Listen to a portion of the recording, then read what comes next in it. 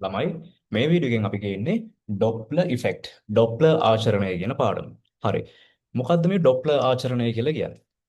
හරිම ලේසි සංසිද්ධියක්. අ, ඔයගොල්ලෝ මම කියන දෙයට විතරක්ම ફોකස් කරන්න. එතකොට මේ පාඩම අර මේ පාඩමේ සමීකරණ කිහිපයක් ව්‍යුත්පන්න කරගන්න විතරයි තියෙන්නේ. අපිට ඒ සමීකරණ ඔක්කොම මතක තියාගන්න අවශ්‍ය නැහැ. එක සමීකරණයකින් එක පොදු සමීකරණයකින් ව්‍යුත්පන්න කරගන්න පුළුවන්. හැබැයි මම කියන දෙයට පටලවා ගන්න නැතුව ફોකස් කරගෙන ඉන්න. රයිට්. ඩොප්ලර් ආචරණය කියලා කියන්නේ මෙන්න ඉන්නෝ මම.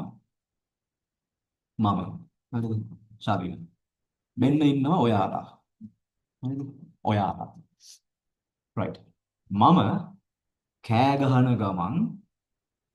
කෑ ගහන ගමන් ඔයා ළඟට එනවා. හරිද?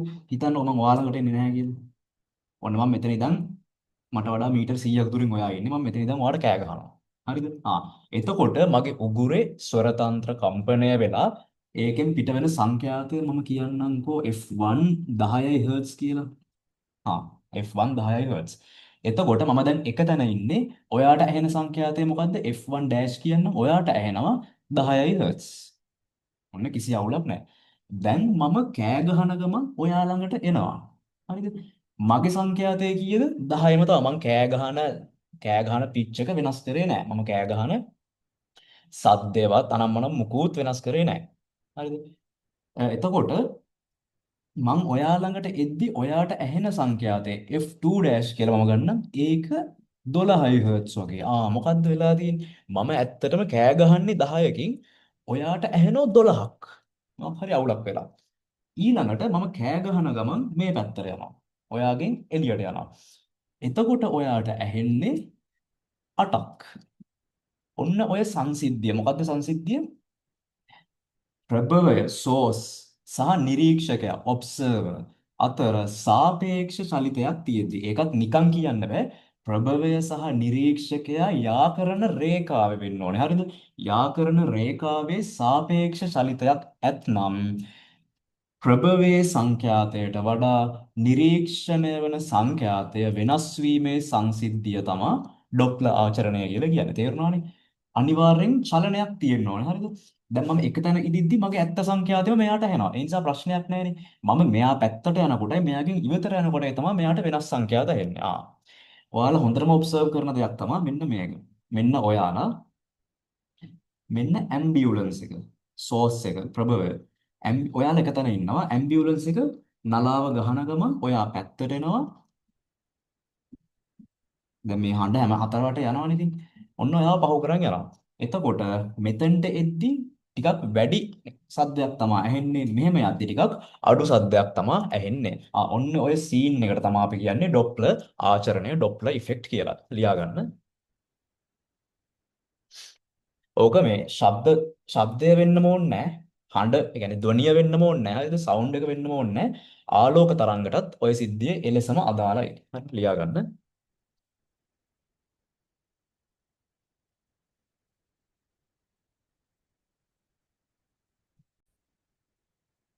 තරංග පිට කරන ප්‍රභවයක් හා තරංග පිට කරන ප්‍රභවයක් හා එය නිරීක්ෂණය කරන නිරීක්ෂකයෙක් අතර ඔවුන් දෙදෙනා යා කරන රේඛාවේ සාපේක්ෂ චලිතයක් ඇති විට නිරීක්ෂකයා නිරීක්ෂණය කරන සංඛ්‍යාතය ප්‍රභවයේ සත්‍ය සංඛ්‍යාතයට වඩා වෙනස් වීම ඩොප්ලර් ආචරණය නම් වේ. ඉංග්‍රීසි මීඩියම් ලියා ගන්න when there is a relative motion between a source which emits waves and an observer which observes the waves, comma, in the line joining the source and the observer මම කියවනේ නේද මේ when there is a motion නෙවෙයි when there is a relative motion කියලා ගන්න සාපේක්ෂ ප්‍රවේගය මේ සාපේක්ෂ චලිතයක් හරිද motion comma the frequency observed by the observer වරහන් ඇතුලේ දාගන්න apparent frequency සිංහල මීඩියම් ළමයිනුත් නිරීක්ෂකයා නිරීක්ෂණය කරන සංඛ්‍යාතය කියන තැන දාගන්න දෘශ්‍ය සංඛ්‍යාතය apparent frequency changes from the real frequency of the source. This is known as Doppler effect. ඔන්න Doppler ආචරණය. Right. ළමයි Doppler ආචරණයට අදාළ සමීකරණය තමයි මේක. Doppler ආචරණයට අදාළ සමීකරණය මොකක්ද බලමු. V ධන හෝරින VO බෙදීම V ධන හෝරින VS සමානයි F dash මේ මෙයා වැඩි කරන්න ඕනේ F not ගෙන්.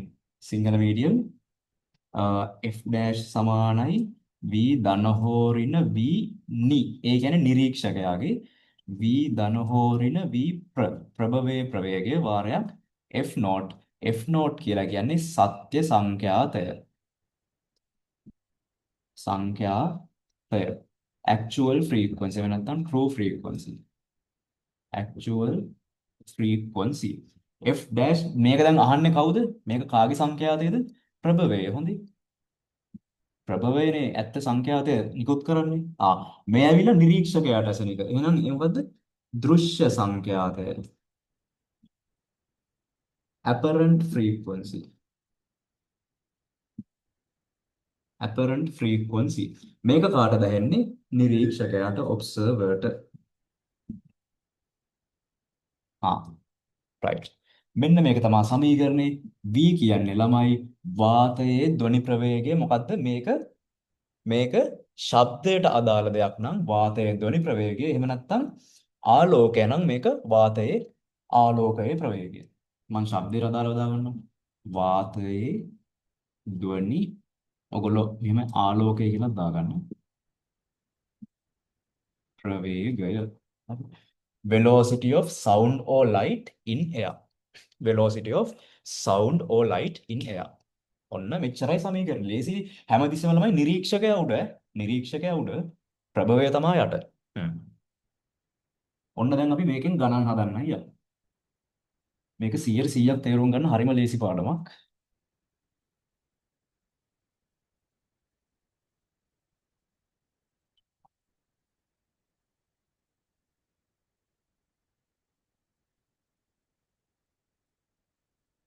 මේ කවුද ළමයි? ප්‍රභවය. හරිද? සෝස් එක. මෙන්න ඉන්නවා ඔයා. නිරීක්ෂකයා observer. ඔයාගේ ප්‍රවේගය බිඳුවයි. ඒ කියන්නේ මොකද්ද ළමයි? ඔයා එක තැන ඉන්නේ. මෙයාගේ ප්‍රවේගය VS කියලා මම දාන්නම්. එතකොට මොකද්ද වෙන්නේ? නිරීක්ෂකයා VS කියන ප්‍රවේගයෙන් ප්‍රභවය VS කියන ප්‍රවේගයෙන් නිරීක්ෂකයා පැත්තට එනවා. දැන් අපි ඩොප්ලර් ආචරණයට අදාළ සමීකරණ දාලා බලමු මෙයාට ඇසෙන සංඛ්‍යාතය කීයද කියලා. මෙයාගේ සත්‍ය සංඛ්‍යාතය මම F not කියලා කියනවා. එහෙනම් මෙයාට ඇහෙන F dash apparent frequency එක දෘශ්‍ය සංඛ්‍යාතය කීයද කියලා හොයමු. අපි අපේ සමීකරණය මුලින්ම ලියා ගන්නවා v ධන හෝරින v මම සිංහලෙන් යන්නම් v නි බෙදීම v ධන හෝරින v ප්‍රභවයේ ප්‍රවේගය වාරයක් සත්‍ය සංඛ්‍යාතය f dash සමානයි දැන් ධන හෝරින තියන්න බෑ. ඔන්න ඕක තමයි සීන් එක. අපිට කරන්න තියෙන ඩොප්ලර් ආචරණයේදී මෙන්න මෙයාව මතක තියාගෙන ඉඳලා මොකද කරන්න ඕනේ? මේකට අදාළ හරි සමීකරණේ ව්‍යුත්පන්න කරගන්න ඕනේ. ඒ කියන්නේ මේක පොදු සමීකරණේ පොදු සූත්‍රයනේ. ඕකෙන් හරියටම ධනද ඍණද කියලා දාගන්න ඕනේ. ඒක හරි ලේසි. මෙහෙමයි කරන්නේ. මේ සිද්ධිය මොකද්ද වෙන්නේ බලන්න.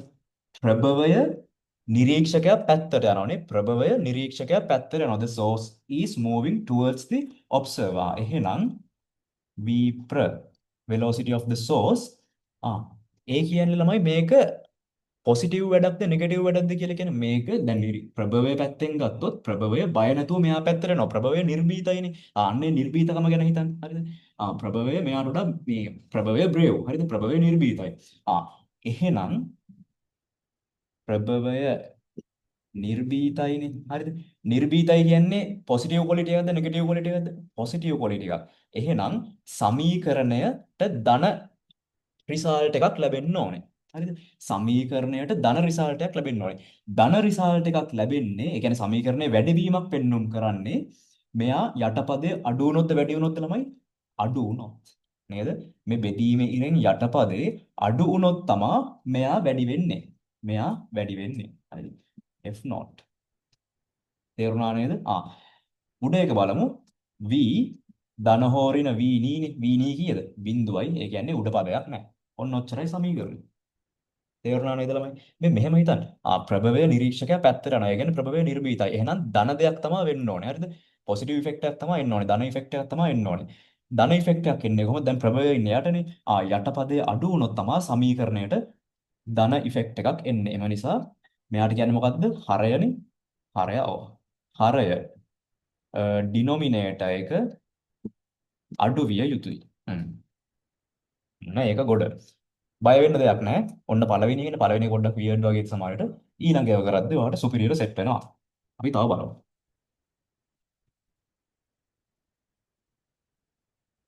හ්ම්. දැන් මම ඕකේ අනිත් පැත්ත ගන්නම්. ප්‍රභවය කෑ ගහන ගමන් මේ පැත්තට යනවා. F සංඛ්‍යාතයේ F not ඒක හරි. ඉතින් සංඛ්‍යාතයේ හතර වටේ යනවනේ. සංඛ්‍යාතයේ F not ඒක නෙමෙයි ප්‍රශ්නේ. ප්‍රභවය දැන් මේ පැත්තට යනවා. එතකොට අපි මුලින්ම සමීකරණය. එතකොට මෙයාට එන මේ සංඛ්‍යාතය වන්නයි යන්නේ. v v ධන හෝරින v නී නිරීක්ෂකයා උඩ v ප්‍රභවය යට. නිරීක්ෂකයා කියන්නේ මේ vo හරිද? මෙයා vs වාරයක් F not. හරිද? නිරීක්ෂකයා ඉන්න එක තැනනේ. එහෙනම් v ධන හෝරෙන බිඳුව. ඉතින් බිඳුව දාලා වැඩක් නැහැ. v දැන් කොහමද හිතන්නේ? ප්‍රභවය ළමයි නිරීක්ෂකයාගෙන් බය පැනලා යනවා. ප්‍රභවය බය පැනලා යනවානේ. බය පැනලා යනවා කියන්නේ මේ ප්‍රභවය නිර්භීත නෑ ඒ කියන්නේ. බය පැනලා යනවා. ඒ කියන්නේ මොන ඉෆෙක්ට් එකක් දෙන්න ඕනේ? ඍණ ඉෆෙක්ට් එකක් තමයි එන්න ඕනේ. ඍණ ඉෆෙක්ට් එකක් වෙන්නේ සමීකරණයේ යටපදේ වැඩි වුණොත්ද අඩු වුණොත්ද? වැඩි වුණොත්. එහෙනම් හරය ඩිනොමිනේටර් එක වැඩි වෙන්න ඕනේ. මේ දෙන්න මේ මොකද්ද මම මේ කරන්නේ ළමයි? හිතන්නකො v10යි කියලා. v10යි. එහෙනම් 10 ධන 5 නේද අඩු වගේ. නේ? මෙයා 5යි කියලා හිතන්නකො. ඒ කියන්නේ 10 බෙදීම 15. හරිද? ඒ කියන්නේ කීයද? 2 යට 3යිනේ. 0.666 ගාණක්. හරිද? ඕකේ අනිත් පැත්ත මම හිතමු 10 මම මෙතන ඍණ දැම්මොත් මොකද්ද වෙන්නේ 10 ඍණ 5. ඒ කියන්නේ මොකද්ද 10 බෙදීම 5 වෙනවා. 2 මේක වැඩි මේ යටපදයේ අඩු වුණොත් අවසාන ප්‍රතිඵලය වැඩි වෙනවා. යටපදයේ වැඩි වෙන්නයි ඕනේ. දැක්කද? යටපදයේ වැඩි වුණොත් අවසාන ප්‍රතිඵලය අඩු වෙනවා. ඒකයි මම ඔය කරේ සරලව. ඔන්න ඔයගොල්ලන්ට තේරුම් ගන්න පුළුවන්. ඊළඟ එක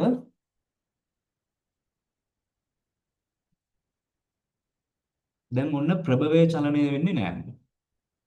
ප්‍රභවයෙන් චලනය වුණ නැති වුණාට ඉතින් ප්‍රභවයෙන් තමයි කවුද? ප්‍රභවය කියන්නේ සංඛ්‍යාතය නිකුත් කරන එක්කෙනා. දැන් ඔන්න නිරීක්ෂකයා යනවා ප්‍රභවය පැත්තට. VO හොඳට බලා ගන්න මේ බේසික්ස් ටික අනිවාර්යෙන් තියෙන්න ඕනේ. නැත්තම් පළවෙනි එක තේරුණා කියලා වැඩේ කොට කියලා නිකන් ඉන්න එපා. පොඩ්ඩක් වෙනස් මේකේ. F dash සමානයි v ධන හෝරින VO නිරීක්ෂකයා v ධන හෝරින VS ප්‍රභවය වාරයක් F not. F dash සමානයි ඔන්න මම මුලින්ම මේක දාගෙන ඉන්නම් v විතරයි නේද ධන හෝරින v දැන් vs කෙනෙක් නෑ ප්‍රභවයට මේ ප්‍රවේගයක් නෑ ප්‍රභවයේ ඉන්නේ එක තැන vs සමානයි බිඳුවයි ප්‍රභවයේ ඉන්නේ එක තැන දැන් නිරීක්ෂකයා තමයි මේ පැත්තට එන්නේ vo හරි එතකොට නිරීක්ෂකයා ප්‍රභවය පැත්තට එනවා කියන්නේ නිරීක්ෂකයා නිකන් ගේමට එනවනේ ඒ කියන්නේ නිරීක්ෂකයා බය නෑ නිරීක්ෂකයා නිර්භීතයි පැනලා යනවනේ මේ ප්‍රභවයෙන් නිරීක්ෂකයා නිර්භීතයි මේ අවස්ථාවේදී. හරිද? නිර්භීතයි නම් ධනාගයක්ද මේ පොසිටිව් එකක්ද වෙන්න ඕනේ නෙගටිව් එකක්ද? පොසිටිව් ඉෆෙක්ට් එකක්. ධන මේ ප්‍රතිඵලයක් තමයි එන්න ඕනේ. දැන් නිරීක්ෂකයා උඩ පදේ. හරිද? උඩ පදේ වැඩි වුණොත්ද අඩු වුණොත්ද සමීකරණය ධන වෙන්නේ? වැඩි වුණොත්. හරිද? ලවය. ලවය කියලා කියන්නේ බෙදීමේ ලකුණෙන් උඩ ඉන්න කෙනාට නියුමරේටර්නේ. නියුමරේටර් ධන වුණොත් විතරයි ඕක වෙන්නේ. තේරුණාද? ඕක අර සාම්ප්‍රදායික ක්‍රමයෙන් නැතුව ඔන්න විදිහට හිතලා ගන්න. ඒතකොට වරදින්නේ නැහැ. ඔය නිර්භීතකමෙන් හිතලා ගන්න. ෆිසික්ස් කියලා මේ එම මහා ලොකු දෙයක් ඕනේ නැහැ. මේ වගේ පොඩි පොඩි මේ ලොජික්ස් වලින් අපිට හරියට උත්තරේ ගන්න පුළුවන්. හරිනේ? රයිට්. එතකොට වාරයක් F not. හරිනේ. උඩ පදේ වැඩි වෙන්න ඕන. කොහමද ධන ප්‍රතිඵලයක් එන්න ඕනේ. පොසිටිව් ඉෆෙක්ට් එකක් තමයි එන්න ඕනේ. පොසිටිව් ඉෆෙක්ට් එකක් දැන් මෙතන වෙනස් වෙන්නේ උඩ පදේ විතරයි. එහෙනම් උඩ පදේ වැඩි වුණොත් තමයි පොසිටිව් ඉෆෙක්ට් එක එන්න ඕනේ. හරිනේ. දැන් ඕකේ අනිත් පැත්ත මොකද්ද? අපි බලමු ප්‍රභවය මෙයාගෙන් පැනලා යන අවස්ථාවක්. සෝරි නිරීක්ෂකයා ප්‍රභවයෙන් ඉවතට යනවා. ඔන්න VO. දැන් නිරීක්ෂකයා නිර්භීතද ළමයි? නැත. අපේ ප්‍රධාන සමීකරණේ f dash සමානයි v ධන හෝරින v නි ධන හෝරින v ප්‍රභවය වාරයක් f not සමානයි v v ප්‍රභවය එකතරන් ඉන්නේ යට ඉන්නේ v විතරයි. උඩ දැන් ළමයි ප්‍රභවයෙන් මෙයා පැනලා යනවා. ඒක නිර්භීත වැඩක්ද? නැත. එහෙනම් මොකද්ද වෙන්න ඕනේ? ඍණ ප්‍රතිඵලයක් නෙගටිව් ඉෆෙක්ට් එකක් තමයි එන්න ඕනේ සමීකරණයට. නෙගටිව් ඉෆෙක්ට් එකක් එන්නේ දැන් නිරීක්ෂය කියන්නේ උඩ පදේනේ. උඩ පදේ අඩු වුණොත් විතරයි නෙගටිව් ඉෆෙක්ට් එකක් වෙන්න පුළුවන්. හැමතිස්සෙම බලන්න තමන්ට හිතන්න තියෙන්නේ උඩ පදෙන්ද යට පදෙන්ද කියලා. හරි. රයිට්. ඍණ v නීවාරයක් f not. ඔච්චරයි සමීකරණ. ලේසියිනේ ළමයි. දැන් ඉතින් දෙන සිද්ධියට ඕක ගන්න පුළුවන්. හා. දැන් බලමු ඔයාලට ඒක තේරුණාද කියලා. ඔයාලා වීඩියෝ එක පෝස් කරලා තනියෙන් හිතන්න ඕනේ. මේක වැරදුනත් අවුලක් නෑ ඉතින්. හරි. ඔන්න මේක හිතමු.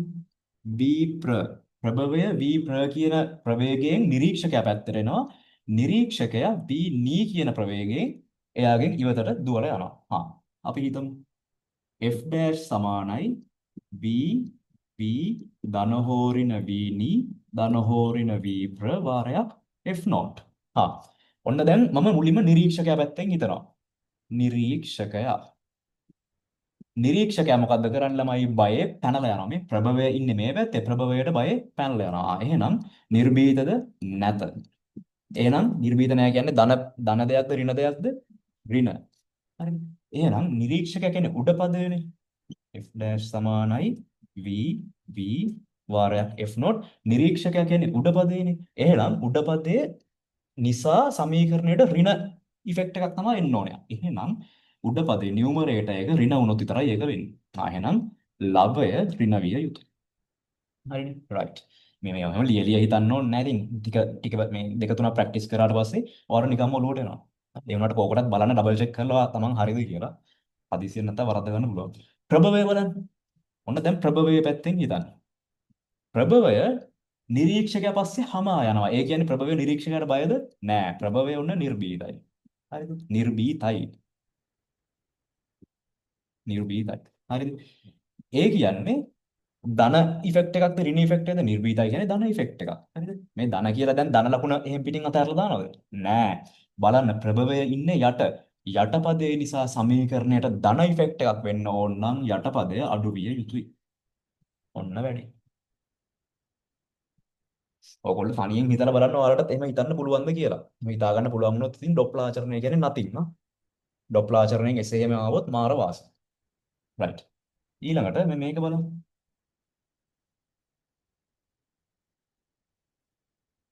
ම්ම්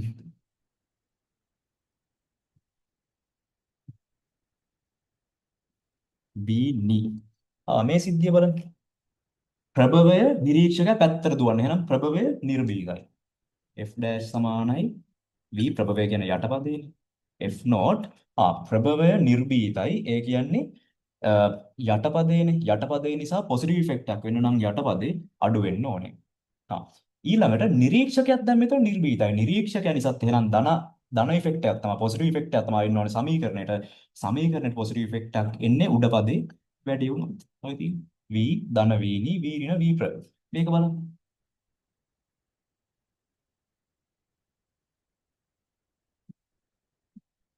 ඔන්න දෙන්නම දෙන්නට බය පැනලා යනවා. එතකොට මොකක්ද වෙන්නේ? f dash සමානයි v v f not මේ බලන්න. v ප්‍ර v නි. නිරීක්ෂක පැත්තෙන් හිතුවොත් නිරීක්ෂකයා නිර්භීතද? නෑ. නිර්භීත නෑ. නිරීක්ෂකයා නිර්භීත නැත. එහෙනම් මොකද්ද? ඍණ ඉෆෙක්ට් එකක්. ඍණ ඉෆෙක්ට් එකක් වෙන්නේ ලවය ඍණ වුණොත්. මේ නිරීක්ෂක කියන්නේ ලවයනේ. ලවය ඍණ වෙන්න ඕනේ. ඊළඟට ප්‍රභවය නිර්භීතද? ඒත් නෑ. හරිද? එහෙනම් ඒක නිසා ඍණ ඉෆෙක්ට් එකක් තමයි එන්න ඕනේ. එහෙනම් මොකද්ද කරන්න ඕනේ? හරය නියුමරේටර් එක නෑ. හරය කියන්නේ ඩිනොමිනේටර්. මේක නියුමරේටර්. ඩිනොමිනේටර් එක ළමයි වැඩි වුණොත් තමයි ඍණ ඉෆෙක්ට් එකක් වෙන්නේ. මේ යටපදේ වැඩි වුණොත් තමයි මේ ඔක්කොම අඩු වෙලා යන්නේ. ධන v ප්‍ර. ඔන්න ඔකයි සීන් එක. හරිනේ. හ්ම්. ඔක පුළුවන් කියන්නේ ඩොප්ලාචරණය පුළුවන්. දාගන්නවා. වැඩේ ඔන්න හරියටම පුළුවන් වුණාද කියලා බලන්න ඕගොල්ලෝ තනියෙන් මේක කරා. ඔයාලා චූම්පාංකාරයව පන්නගෙන යන අවස්ථාව සලකා බලන්න. මෙන්න චූම්පාංකාරය v ප්‍රවේගන ප්‍රවේගයෙන් යනවා කඩාගෙන විදගෙන ඔයත් උගේ පස්සෙන් දුවගෙන යනවා. ඔයාගේ ප්‍රවේගය v නේ. ආ f not. හරි. ප්‍රභවය පැත්තෙන් ඉතින් ප්‍රභවය නිරීක්ෂක පැත්තටද යන්නේ? නෑ අනිත් පැත්තට පය පැනලා යනවා. එහෙනම් ධන v ප්‍ර. හරි. ඍණ ඍණ ඉෆෙක්ට් එකක් තමයි එන්න ඕනේ. නෙගටිව් ඉෆෙක්ට් එකක් තමයි එන්න ඕනේ. නමුත් මේක ඩිනොමිනේටර් එකනේ. හරයනේ. හරය වැඩි වුණොත් තමයි සමීකරණයට ඍණ ඉෆෙක්ට් එකක් නැත්නම් අඩුවීමේ ඉෆෙක්ට් එකක් එන්නේ. ඊළඟට නිරීක්ෂකයා නම් බය නෑ. v knee. කෙලින්ම උඩ පදේ නම් ලේසියිනේ. කෙලින්ම ධන ඉෆෙක්ට් එකක් නම් ධන කියලා දාන්නයි තියෙන්නේ. මේකේ ඒක අනිත් පැත්ත යටපදේ. හරි. රයිට්. ඊළඟට අපි පොඩ්ඩක් විශේෂ ඩොප්ලර් අවස්ථා ටිකක් සලකලා බලමු. හ්ම්. ඔන්න ළමයි. රයිට්. මෙන්න ඉන්නෝ ප්‍රභවය සෝස් එක. හරි. මෙයා මෙන්න මෙහෙම වෘත්තාකාර පතයක තමයි චලිත වෙන්නේ. VS කියලා. හරිද? මේක බෙදීම නෙමෙයි. හොඳ ඉංග්‍රීසි මීඩියම් ළමයි දැන්. වෘත්තාකාර පතයක තමයි චලිත වෙන්නේ. මෙතන ඉන්න ඔන්න කේන්ද්‍රය හරියටම ඔයා. ඔබ්සර්වර්. නිරීක්ෂකයා. මෙයාගේ ප්‍රවේගය VO බිඳුවයි. හරි නිරීක්ෂකයාගේ ප්‍රවේගය බිඳුවයි. VD කියනවා. VD බිඳුවයි. හා මෙයා මෙහෙම මේ පැත්තට කැරකි කැරකි ඉන්නේ නැද්ද ඔයාගෙන් අහන්නේ නිරීක්ෂකයාට නිරීක්ෂණය වෙන සංඛ්‍යාතය මෙයා මෙහෙම F not කියලා සත්‍ය සංඛ්‍යාතය දෙනවා සංඛ්‍යාතය ඉතින් හතර වටේ ගෝලාකාර ලෙස විහිදෙනවා ඉතින් ශබ්දය නෙලමයි sound waves spherical ගෝලාකාරයි ඔයා මේ පැත්තට යන්න ටික විතරක් අඳ ගන්න හරිනේ ඕකට අදාළව දැන් අපි ප්‍රධාන සමීකරණ ලියාගෙන F dash නිරීක්ෂකයාගේ සංඛ්‍යාතය නිරීක්ෂකයා නිරීක්ෂණය වෙන සංඛ්‍යාතය v ධන හෝ ඍණ v නී උඩ ඉන්නේ නිරීක්ෂකයා v ධන හෝ ඍණ v ප්‍ර වාරයක් f not නේ f dash v f not මම ඔයාලට සමීකරණයේදී කිව්වා පොඩි විශේෂ කාරණාවක් සමීකරණයේදී නෙමෙයි ඩෙෆිනිෂන් එකේදී කිව්වා පොඩි විශේෂ කාරණාවක් ආයෙ පාරක් පොඩ්ඩක් ඩෙෆිනිෂන් එක කියවන්න කියවලා මේ පාඩම අහගන්න හරිද මම අන්තිමට කියන්නම් මොකද්ද විශේෂ කාරණාව කියලා එතකොට මේ පැත්තටනේ නිරීක්ෂකයා චලනය වෙන්නේ නිරීක්ෂකයාගේ ප්‍රවේගය තියෙන මේ පැත්තට මම මේ අවස්ථාව දින්නම් එතකොට පැහැදිලියි ඔන්න නිරීක්ෂකයා දැන් මෙහෙට යන ගමන් තමයි ඉන්නේ B ප්‍රභවය මෙහෙට යන ගමන් තමයි ඉන්නේ B ප්‍ර හරි අපිට ඕනේ මොකද්ද අපිට ඕනේ නිරීක්ෂකයා පැත්තට තියෙන ප්‍රවේගය මේ රට වටේට තියෙන ප්‍රවේග වැඩක් නෑනේ අපිට ඕනේ නිරීක්ෂකයා පැත්තට තියෙන ප්‍රවේගය ඇයි මං කිව්වා in the line joining the source and the observer නිරීක්ෂකයා හා ප්‍රභවය යාකරණ රේඛාවේ සාපේක්ෂ චලිතය. එහෙනම් ඉතින් එම යාකරණ රේඛාවේ තියෙන ප්‍රවේගකය තමයි දාන්න ඕනේ. යාකරණ රේඛාවේ තියෙන මෙතන 90යි මේ තිරස මේ සිරස මෙතන 90යි. එහෙනම් ඉතින් මේ පැත්තට තියෙන මොකද්ද ප්‍රවේගය? v ප්‍ර cos 90. අපි කෝණේ තියෙන පැත්තට ප්‍රවේග සංරචක කඩනවා නම් කම්පොනන්ට්ස් කඩනවා නම් මොකද්ද ඒක? cos. අනිත් පැත්තට කඩනවා නම් sin. හරි. එහෙනම් එතකොට මෙතන v ධනද ඍණද දන්නේ අපි දාන්න ඕනේ v ප්‍ර cos 90 කියලා. v ප්‍ර cos 90.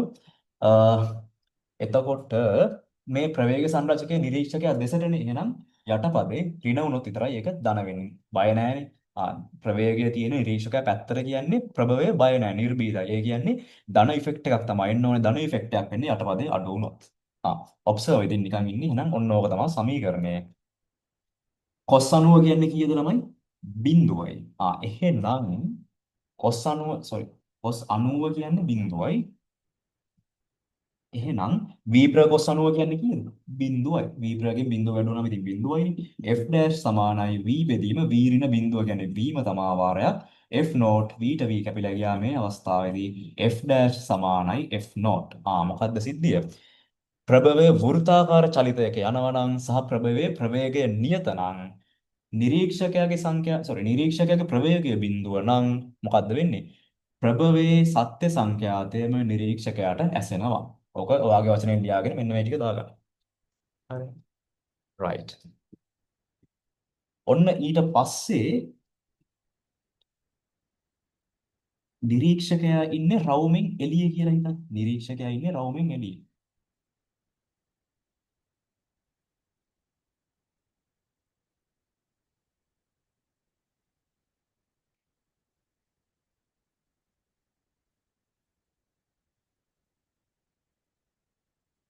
මෙන්න මේ වගේ තැනක තමයි ඔයා ඉන්නේ නිරීක්ෂකයා.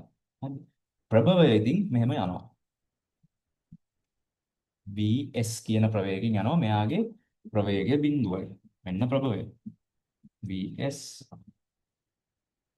vs vs මම මේ ලක්ෂ්‍ය A මේ ලක්ෂ්‍ය B මේ ලක්ෂ්‍ය C මේ ලක්ෂ්‍ය මේ ලක්ෂ්‍ය D කියලා ගන්නවා. මේ ලක්ෂ්‍ය D. එතකොට ඔයාලා හිතලා බලන්න නිකමට මෙයාට ඇසෙන f dash කියන එක. ඕකනේ අපි හොයන්න ඕනේ.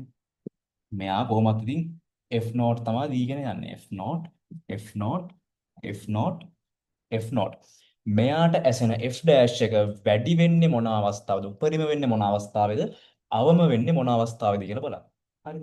නිකමට A B C D අතරින් ඒ ලක්ෂ හතරෙන් කාගේද කියලා බලන්න මෙයාට උපරිම මේ සංඛ්‍යාතයක් ඇහෙන්නේ.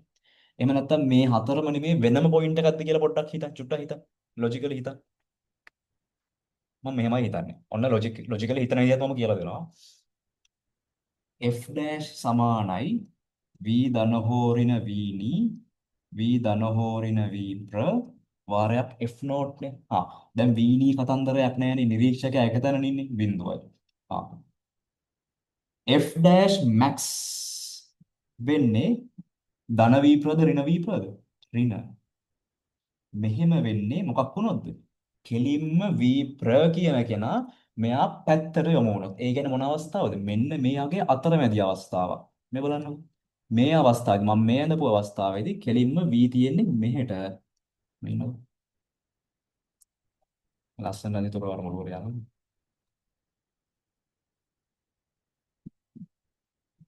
මෙන්න මේ වගේ අවස්ථාවක තමයි v ප්‍ර මෙයාට උපරිම f1 dash f dash max උපරිම ඇහෙන්නේ. ඒ කියන්නේ f dash උපරිම කියන එක ඇහෙන්නේ මෙන්න මේ වගේ අවස්ථාවක a හා d අතරමැද්දේ තියෙන අවස්ථාවක. ඇයි මේ අවස්ථාවේ තමයි v ප්‍ර කෙලින්ම මෙයාට මුහුණලා ඉන්නේ.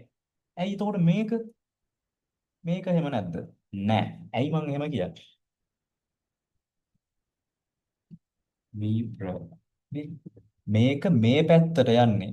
මම කියන්නම්කෝ මෙන්න මෙයාට එන්න ඕන කෝණය මෙයාට එන්න ඕන කෝණය තීටා කියලා.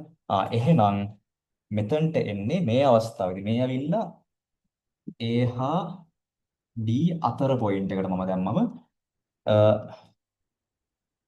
මම කෙලින්ම D වගේ ලක්ෂයකට දැම්මොත් f dash සමානයි v f not උඩ ගෙනා නැහැ යටගෙන ඍණ සෝස් එකනේ ඍණ v ප්‍ර cos theta v ප්‍ර cos theta cos අගයන් එනවා කියන්නේ මොකද්ද මේ අගය අඩු වෙනවා කියන එක උදාහරණයක් විදිහට v ප්‍ර 10යි නෑ ඉන්නෝ v ප්‍ර 5යි මෙයා 10යි කියලා ගන්න. එතකොට මේ අවස්ථාවේ 10 බෙදීම 10 ඍණ 5 කියන්නේ 5 සමානයි 2යිනේ. හරි 2යි f not කියලා එනවා. මේ අවස්ථාවේදී f dash සමානයි v 10යි v v dash v මෙතනත් 10යි v ප්‍ර කීයද 5යි 5 cos 60 කියලාම ගන්නවා. cos 60 කීයද ළමයි? භාගයයි. 10 ඍණ 5 cos 60 කියන්නේ භාගයයි. ඒ කියන්නේ 2.5යි. මේ අවස්ථාවේදී f dash කීයද? 10 බෙදීම 7.5යි. ඒ කියන්නේ කීයද? 10 බෙදීම 7.5 කියන්නේ 2.5න් බෙදුවොත් 3යි. 4යි. 4 බෙදීම 3. 1.3යි 3ක් වගේ අගයක් තමයි එන්නේ. එතකොට මේ මෙතන 2යි F නෝට් මෙතන 1.3යි F නෝට්. හරි. මොකද්ද වෙලා තියෙන්නේ? සංඛ්‍යාතය අඩුයි. ඒ නිසා අපිට දැන් තේරුම් ගන්න පුළුවන් ඒකෙන්ම. ඔයාලට ඒ වගේ තේරෙන්නේ නැත්නම් සංඛ්‍යා ටිකක් ඉලක්කම් ටිකක් දාලා බලන්න. ඒකෙන් ඔයාලට තේරුම් ගන්න පුළුවන් මොකද්ද? උපරිමය ඇහෙන්නේ මෙන්න මේ වගේ කෙලින්ම ඒ ප්‍රවේග සංරචකය නිරීක්ෂකයා පැත්තට යොමු වෙලා තියෙනකොට විතරයි.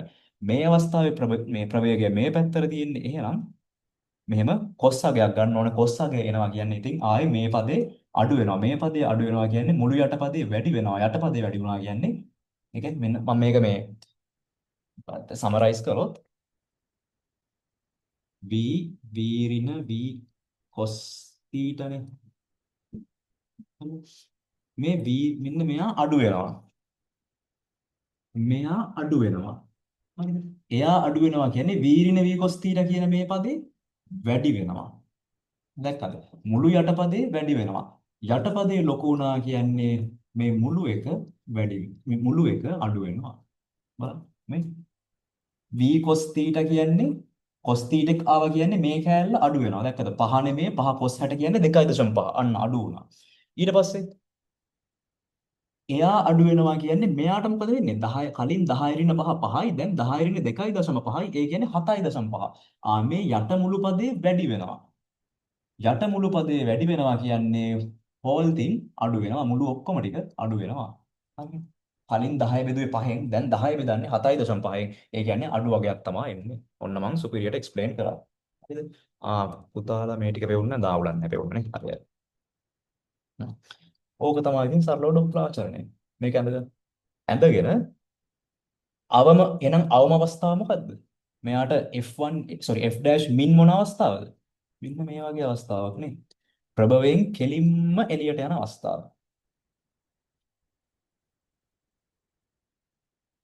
කෙලින්ම v කෙලින්ම එළියට. එතකොට මොකද්ද සමීකරණය? F dash සමානයි v v F නෝට් මම දැන් ප්‍රධානික ලියන්නේ නැහැ. ප්‍රභවයේ බය පැනලා යනවනේ. එහෙනම් ඍණ ඉෆෙක්ට් එකක් එන්න ඕනේ. එහෙනම් යටපදයේ ධන v මෙන්න මින් එක. හරිද? එතකොට b ගෙදි මොකද්ද වෙන්නේ?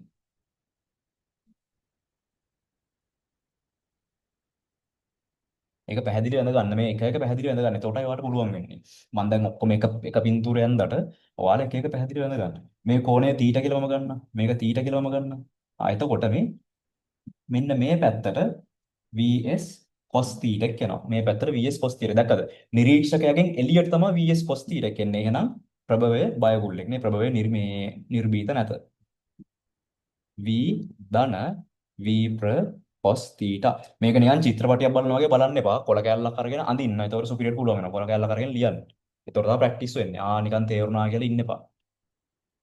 අපරාධ මේවා. මේක තේරුම් ගන්න සාමාන්‍ය අමාරු පාඩමක්. හරියට තේරුම් ගත්තත් ළමයි සමීකරණ ලියද්දි අනා ගන්න පාඩමක්. ඒ නිසා දැන් ඔයාලට මං ගන්නපු විදිහට කිසිම පැටලිල්ලක් එන්න විදියක් නැහැ. හරිද? right. එලිම නිර්භීත බව ඔස්සේ කියලා තමයි වැඩේ කරන්නේ. සාමාන්‍ය දැනීමයි common sense. හරිද? vs cos θ. එතකොට මේ අවස්ථාවේ දැන් මේ c a ගේ c ගේ මොකක්ද අවස්ථාව? මේ ඔක්කොම ටික දාගන්න මම අකනවා. උපරිම අවස්ථාව දාගන්න මේ දෙක මැද්දේ අවම අවස්ථාව මේ දෙක මැද්දේ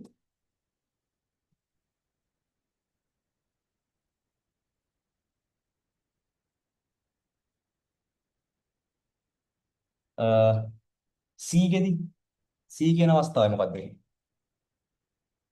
f dash සමානයි v v ධන හෝරින v ni ධන හෝරින v ප්‍ර f note f dash සමානයි නිරීක්ෂකයාගේ ප්‍රවේගයක් නැහැනේ v මේක මොකද්ද? නිරීක්ෂකයා පැත්තට මේ ප්‍රභවය හා නිරීක්ෂකයා ආකරණ රේඛාවේ තියෙන මොකද්ද? vs cos 90 90යිනේ කොහොමද? එහෙනම් එයා පැත්තටනේ එහෙනම් බය නෑ මේ ප්‍රභවයේ පැත්තටනේ එහෙනම් බය නෑ ඒ කියන්නේ ඍණ නිර්භීතයි ඍණ vs cos 90 ඉතින් ඍණ දැම්මත් මොකක්ද දැම්මත් නෑ cos 90 බිඳුවයි මේක බිඳුවයි වාරයක් f not f dash සමානයි f not ඔන්න c කියන අවස්ථාවේදී සත්‍ය සංඛ්‍යාතයම වෙනවා d මේ a කියන අවස්ථාව බලමු අපි a f dash සමානයි v v ධන හෝරින මෙයා ඕනේ නෑනේ තමයි දැන් පුළුවන් වීනී කෙනෙක් නැහැනේ. නිරීක්ෂක ප්‍රවේගය බිඳුවයිනේ. මේ අවස්ථාවේදී මේ VS මොකද්ද වෙන්නේ?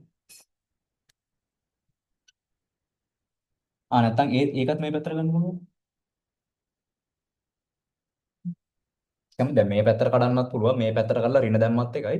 මේ පැත්තට කඩලා ධන දැම්මත් එකයි. මම මේ පැත්තට කඩන්නම්. හරිද? නිරීක්ෂක පැත්තට. එහෙනම් V නිරීක්ෂක පැත්තට කියන්නේ ඍණ VS cos 90. මම අනිත් පැත්තට කරලා බලන්න. ඇයි දෙපැත්තටම කඩන්න පුළුවන් නෝනේ. 90 නේ. මේ පැත්තට ගැටුවොත්. මේ පැත්තට ගැටුවොත් ප්‍රභවයේ බයේ පැනලා යනවා වගේ මේ නිරීක්ෂක මෙතන ප්‍රභවයේ මේ පැත්තට යනවා වගේ ධන vs cos ඒත් 90 cos 90 කියන්නේ බිඳුවයි මුළු පදේ බිඳුවයි එහෙනම් මේ අවස්ථාවේදීත් f dash සමානයි f not කියලා තමයි එන්නේ. විශේෂ පොයින්ට්ස් දාගන්න. a හා c කියන පොයින්ට්ස් වල මෙයාට සත්‍ය සංඛ්‍යාතයම ඇහෙනවා d හා d කියන එකේ මේ වැඩි සංඛ්‍යාතයක්ද අඩු සංඛ්‍යාතයක්ද ඇහෙන්නේ d කියන පොයින්ට් එකේ වැඩි සංඛ්‍යාතයක් මොනවා වුණත් මේ පැත්තට එන ගමන් ඉන්නේ. B කියන පොයින්ට් එකේ වැඩි සංඛ්‍යාතය අඩු සංඛ්‍යාතයක්ද මේ නිරීක්ෂකෙන් යනවනේ අඩු සංඛ්‍යාතයක්. හරිද? උපරිම සංඛ්‍යාතය ඇහෙන්නේ මොන අවස්ථාවේද? මෙන්න මේ A හා D අතරමැදි පොයින්ට් එක. අවම සංඛ්‍යාතය ඇහෙන්නේ මොකද්ද? මෙන්න මේ A හා B අතරමැදි පොයින්ට් එකක. right. ඔන්න දාගන්න.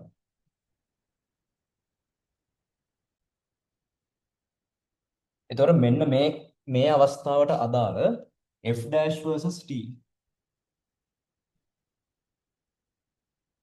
f dash versus t කියන්නේ දෘශ්‍ය සංඛ්‍යාතය apparent frequency versus time කාලය graph එක දුන්නොත් අඳින්න කියලා කොහොමද අඳින්නේ? මෙච්චරයි. ABCD points හතරට අඳින්න. A ගෙන් පටන් ගමු. A ගෙදි මොකක්ද ඇහෙන්නේ? හිතලා කියන්න. මේක F node. හරිද? මේ බිඳුව නෙමෙයි මේ F node. නෑ මෙහෙම ගන්නම්කො. B මෙන්න F node. හරිද? A කියන පොයින්ට් එකේදී F නෝට්ම ඇහෙනවා. හරිනේ? A කියන පොයින්ට් එකේදී කොහොමද? A කියන පොයින්ට් එකේදී F නෝට්ම ඇහෙනවා. B කියන පොයින්ට් එකේදී අඩු වගයක් නේ. අඩු වගයක් නේ. B කියන පොයින්ට් එකේදී අඩු වගයක්. හැබැයි උපරිම අඩු වගයද ළමයි? අන්න ඒක කල්පනා කරන්න. B කියන පොයින්ට් එකේදී අඩු වගයක්. ඒ අඩු වෙන්න පුළුවන් උපරිමේද නැහැ. එහෙනම් උපරිම අඩු වගය ලැබෙන්නේ මොන අවස්ථාවේද? මෙන්න මේ A හා B අතරමැදි අවස්ථාවේ. එහෙනම් අපි මෙහෙම කරමු. නෑ අපි C බලමු. ඔන්න මේ කොහේ හරි B ඉන්නවා. හරිද? ඔන්න C ඊට පස්සේ C ගෙදිත් F නෝට්මයි D ගෙදි ඔන්න වැඩි අගයක් තමයි වෙන්නේ. ඉතින් Aට ආවම බිඳුවයි. මෙන්න මේකයි සීන් එක. මම ඕක අඳින්නේ මෙන්න මෙහෙම මේ හරි අඩකව දෙකකුත් නෙමෙයි මෙන්න මෙහෙම අඩකව දෙකක් තමයි අඳින්නේ. ඇයි ඒ?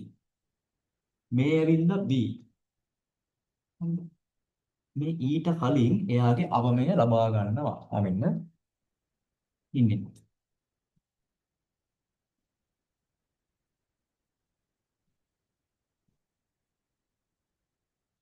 දැන් B ව හරියට ලොකේට් කරන්න ළමයි උතන. මෙන්න මේ පොයින්ට් එක මම x කියලා ගන්නම්. අවමය තියෙන්නේ මේ අවම අගය තියෙන ළමයි b ට කලින් හම්බෙන. ඒකේ ඉඳන් යනකොට b ට කලින් හම්බෙන x කියන පොයින්ට් එකේ තමයි අවම අගය. එතකොට මෙන්න මේ හරිය එක තමයි b. හරි. ඊළඟට c c ට ගියා ඔන්න d එනවා. අවමය ඒකද? නෑ සෝරි උපරිමය ඒකද? නෑ උපරිමය මෙන්න මේ y කියන පොයින්ට් එකේ. එහෙනම් d මෙන්න මේ හරිය ඉන්නවා. උපරිමය මෙන්න y. තේරුණා නේද? right. මෙන්න මේ graph එක අඳගන්න. ඊළඟට අර කලින් ඇඳ පොඩි පොඩි සීන් වලට ඒකට දාලා graph එක බලමුද අපි? අයියෝ මම කොත් එක ෆොටෝ එකක් ගන්න කලින් නේ. තප්පරයක් දෙන්න. ඊළඟට මේ අවස්ථාව සලකන්න ළමයි. මේක ලේසි. මෙන්න ඔයා observer මෙන්න ambulance එක source එක VS කියන ප්‍රවේගයෙන් එනවා. VS කියන ප්‍රවේගයෙන් යනවා. ඔයා පාස් කරන් යනවා. graph එක අඳින්න. F dash versus මන් T එක මේ යට හරියට අඳින්නම්. ඔන්න ඕකයි ප්‍රස්ථාරය. හරිද ළමයි? මේක F නෝට් සත්‍ය සංඛ්‍යාතය. හ්ම්. දැන් මොකද්ද වෙන්නේ? මෙතන සිට මෙතනට එනකම්ම F dash කීයද? F1 sorry F dash 1 කියලා මම ගන්නවා. B B F නෝට් නම් එයාගේ සත්‍ය සංඛ්‍යාතය. F note ප්‍රභවය නිර්භීතයි. ඒ කියන්නේ ධන දෙයක්. එහෙනම් මේ යටපදේ ඍණ විය යුතුයි. V ප්‍ර VS. හරි. ආවන්නෝක තමයි සමීකරණය. ඒ කියන්නේ F නෝට්ට වඩා අඩුයිද වැඩිද ළමයි? වැඩි. මේ මෙතන VS නියතයිනේ. V ප්‍ර කියන එක මම මෙතන V ප්‍ර දාන්නම්. V ප්‍ර කියන එක නියතයිනේ ළමයි. හරිද? එහෙනම්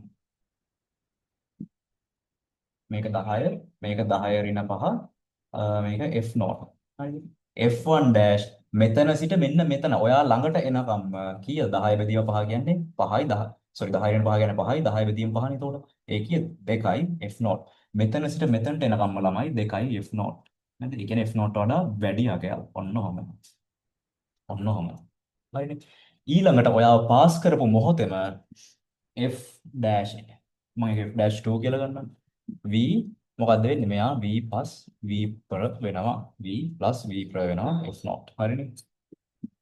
F2 dash ඇවිල්ලා එතකොට කීයද? උදාහරණයක් විදිහට 10 10 ධන 5 කියන්නේ 15 වාරයක් F0. ඒ කියන්නේ 2යට 3 2යට 3 කියන්නේ කීයද ළමයි? 0.6 නේ. 0.66 වගේ. ඒ කියන්නේ අඩු වගයක්. F0 ට වඩා අඩු වගයක් තමයි ඊළඟට ඔන්න. තේරුණාද? ඊට පස්සේ ඔය දෙක යා කරන්න. right මේ මෙතන ඉඳන් මෙතනට යනකොට අර කලින් කර්ව්ස් ආවේ මොකද? ඒක වෘත්තයක්. මේ නිරීක්ෂකයා හිටියේ මෙතනින් එළියා. එතකොට මේ VS ට මොකද වෙන්නේ? VS එන්න වෙනස්. ඒ කියන්නේ VS VS ම තමා. හරිද? එයා කැරගෙන ප්‍රවේගي VS ම තමා. ඒක නියතයි. නමුත් මෙයා මේ දෙන්න යා කරන රේඛාවේ VS එන්න වෙනස් වෙනවා. නේද? මෙන්න මේ යාකරන රේඛාවේ VS එන්න වෙනස් වෙනවනේ. AVS වෙනස් වෙන නිසා තමයි වක්‍රයක් ආවේ. දැන් මෙතන VS එම කැරකයක් කියන්නේ නෑනේ කොහොමද එක කෙලින් V ප්‍ර විතරයි ඉන්නේ. නියත සංඛ්‍යාතයක්. නියත සංඛ්‍යාත කියන්නේ මෙන්න මෙහෙම තමයි එන්නේ. වෙනස් වෙන සංඛ්‍යා sorry. නියත සංඛ්‍යාත. හරිද? නියත සංඛ්‍යාත නම් මෙහෙම එන්නේ. නියත ප්‍රවේගයෙන් නෙමෙයි නම් යන්නේ. හරිද? හිතන්නකො මේක නියත ප්‍රවේග වුණාට ළමයි මේ දෙන්න යාකරන රේඛාවේ තියෙන සංරචක වෙනස් වෙනවනේ එන්නේ. ඒ නිසා තමයි වක්‍ර ආවේ. හරිනේ. right. එතකොට අර නිරීක්ෂක මැද්දේ හිටියනම් මොකද්ද මේ graph එක? F dash versus T මොකද්ද graph එක? හ්ම්? F නෝට්ම තමයි. මෙන්න මෙච්චරයි graph එක. F නෝට් තමයි. මෙතෙන්. මෙන්න මේක F නෝට්ම තමයි. හරිද? right. ඊළඟ මාතෘකාව දාගන්න ළමයි Doppler shift. Doppler මාරුව. Doppler shift. මෙතන Doppler change කියලා කියනවා. Doppler මාරුව. Doppler shift එක කියන්නේ මොකක්ද? මෙන්න මේකයි සීන් එක. ලියා ගන්න ඕගොල්ලෝ.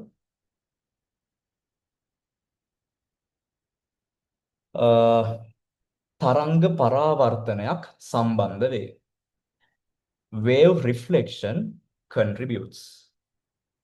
එහෙම නැත්නම් connected නැත්නම් related. එහෙම මොකද්ද බලමු වෙන්නේ.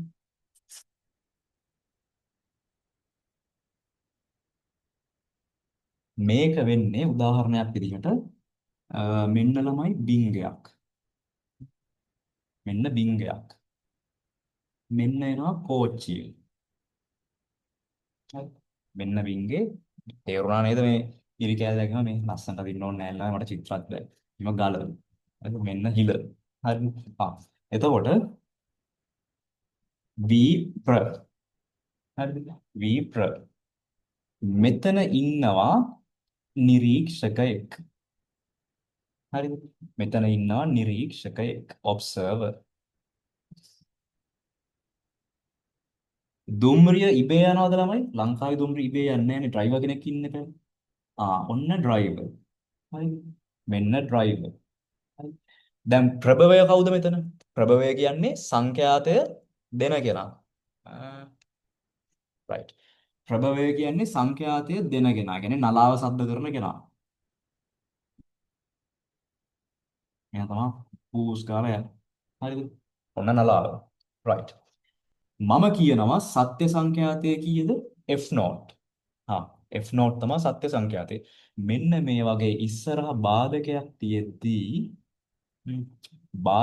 තියෙද්දී මොකද්ද වෙන්නේ? තරංගේ පරාවර්තනය වෙනවා. ඔන්න ඕක නිසා ළමයි ඩොප්ලර් shift එක කියන සංසිද්ධිය ඇති වෙනවා. ඩොප්ලර් මාරුව කියන එක ඇති වෙනවා. හරි ලේසි බලමු. මුලින්ම මෙයා A මේ පොයින්ට් එක A මේ පොයින්ට් එක B කියලා ගන්නකො. A සිට B දක්වා තරංගය යන අවස්ථාව සලකන්නේ. ඒ කියන්නේ මෙන්න A සිට B දක්වා යනවා. හරිද? එතකොට ප්‍රභවය කවුද?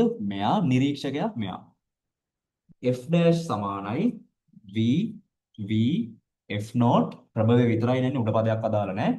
ප්‍රභවය නිරීක්ෂකයා දෙසට යන්නේ නේ. නිරීක්ෂකයා දෙසට. දැන් මේ නිරීක්ෂකයා මම යට අnder මේ හරියන අද ගන්නවා. නිරීක්ෂකයා දෙසට යන්නේ. එතකොට නැත්තම් ඒකත් හිතයිනේ. එහෙනම් මේ පැත්තේ සංරචකයක් ගන්න ඕනේ කියලා. මේ නිකන් විංග ඇතුලේ ඉන්න මිනිස්සෙක්. හරිද? නිරීක්ෂකයා. observer. හරිද? ආයාගේ මේ ප්‍රවේගය බිඳුවයි. එතකොට නිරීක්ෂකයා පැත්තට එනවා. කෝච්චි එහෙනම් නිර්භීතයි නේ. බය නැහැ. නිර්භීතයි කියන්නේ ධන ඉෆෙක්ට් එකක්. එහෙනම් මේ පදේ ඍණ විය යුතුයි. යට පදේ ඍණ විය යුතුයි. ඕක මොකද්ද? මෙයාට ඇහෙන සංඛ්‍යාතය මම මේක F1 dash කියලා දාන්නම්. නැත්නම් F dash කියලාම දාන්නම්කෝ. මෙයාට ඇහෙන සංඛ්‍යාතය ඔන්න F dash. හරිද? දැන් ළමයි මේ තව තරංගයක් හැදෙනවනේ. තරංගෙ මේ විදිහට දැන් කෝච්චිය යන්නේ බාධකයක් දෙසනේ බාධකයකින් පරාවර්තනය වෙනවා මේ තරංගය. හරිද? එතකොට ඔයා බලන්න B සිට A දක්වා තරංගය යන අවස්ථාව. එතකොට අපි කියනවා මේ අවස්ථාවේදී ප්‍රභවය හා නිරීක්ෂකයා මාරුවේ කියලා. ප්‍රභවය හා නිරීක්ෂකයා මාරුවේ කියලා. හරිද? ප්‍රභවය කවුද දැන්? නේ? දැන් මෙතන ඉඳන් තරංග එන්නේ. එහෙනම් මේ තමා ප්‍රභවය. දෙවෙනි අවස්ථාවේදී මේ තමා ප්‍රභවය. ඕගොල්ලෝ කලින් මෙහෙම ලියාගෙන ඒක කපලා මෙහෙම ප්‍රභවය මේවා කියලා දාගන්න. නිරීක්ෂකයා කවුද? දැන් නිරීක්ෂකයා තමා මේ කෝච්චිය. එහෙම නැත්නම් කෝච්චිය ඇතුළේ ඉන්න ඩ්‍රයිවර්.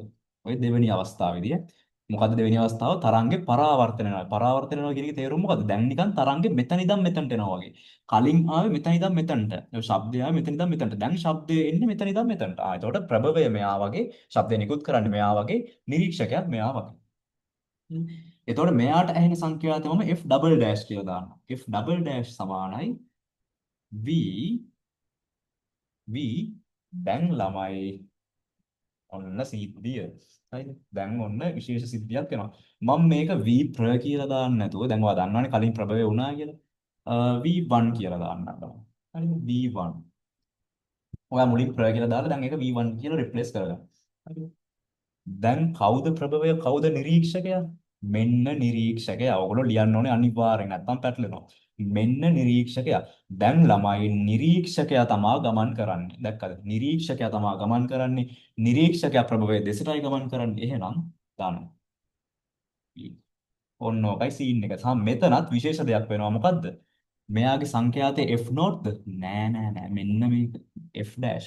එතකොට මෙයාට ඇහෙන්නේ F double dash සමානයි F dash වාරයක් ඔන්න ඕක. දැන් නිරීක්ෂකයා වුණා මෙයා. ප්‍රභවය සහ නිරීක්ෂකයා මාරු වුණා. ඔයගොල්ලෝ පොයින්ට් එක විදිහට ලියා ගන්න.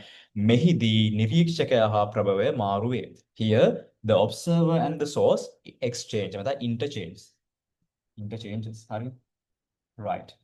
දැන් ඔයාගෙන් අහන්නේ මම නුගසුම් කියන දේ කියලා දුන්නා. ඔයාගෙන් අහන්නේ මෙයාට ඇහෙන ඒ නැත්නම් මේ ඩ්‍රයිවර්ට ඇහෙන නුගසුම් සංඛ්‍යාතය. Beat frequency heard by the driver. ඩ්‍රයිවර්ට ඇහෙන නුගසුම් සංඛ්‍යාතය. ඇයි ඒ නුගසුම් සංඛ්‍යාතයක් ඇහෙන ළමයි? එයාට සංඛ්‍යාත දෙකක් ඇහෙන එකම අවස්ථාවේ. ඇයි? ඉතින් එයාගේ උඩනේ හෝන් එක තියෙන්නේ. එයා කෝච්චින් ළමයි හෝන් එක තියෙන්නේ. හෝන් එකේ ඇත්ත එකත් ඇහෙනවා. සහ මේකට ගිහිල්ලා පරාවර්තනය වෙලා එන එකත් ඇහෙනවා. හරිද? එතකොට දැන් දෘශ්‍ය සංඛ්‍යාතයේ දෘශ්‍ය සංඛ්‍යාතය වගේ එක ඇහෙනවා. මෙයා ඇහෙන්නේ නැහැ. මෙයා ඇහෙන්නේ මෙතන නිරීක්ෂකයට විතරයි. මෙයාට ඇහෙන්නේ මෙන්න මේ දෙක. එහෙනම් FB කියන්නේ ළමයි F not ඍණ F double dash ගේ මොඩියුලස් නුගසුම් බැලුවේ නැත්නම් මේ වීඩියෝ එක බලන්න මේ එතකොට මේක තේරෙන්නේ මොඩියුලස් එක මාපාංකේ නිසා තමයි මේ ඊරියක් ගෙවුව දෙපැත්තෙන් right මෙයා ඔවුනේ ළමයි මෙයා පදයක් මෙතනින්ම තේරෙනවා F not ඒක දැක්කද අපි හරියට සීන් එක දන්නා නම් අපිට වරදින්නේ නැහැ කොහේ හරි අහු වෙනවා හරිද එතකොට මෙතනින් ගන්න පුළුවන් V ඍණ V1 V ධන V1 ඍණ V ඍණ V1 වාරයක් F not කියලා.